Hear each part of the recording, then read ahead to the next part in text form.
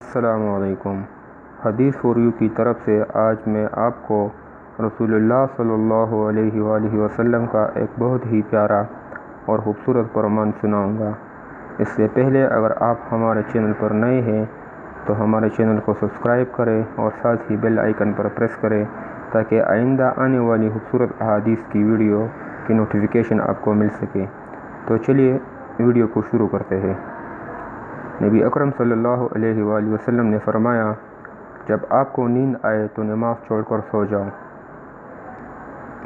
اما عائشہ رضی اللہ تعالی عنہ فرماتی ہے کہ نبی اکرم صلی اللہ علیہ وآلہ وسلم نے فرمایا، تم میں سے جب کوئی نماز میں اونگنے لگے تو سو جائے یہاں تک کہ اس کی نیند چلی جائے، کیونکہ اگر وہ اونگتے ہوئے نماز پڑھے گا تو شاید وہ استغفار کرنے چلے لیکن خود کو وہ بد دعا کر بیٹھے۔ دوستو، آپ کو اس حدیث کا مطلب سمجھنا ہے، یعنی فرض نماز آپ کو ہر حال میں پڑھنا ہے، فرض نماز آپ کو بالکل نہیں چھوڑنا۔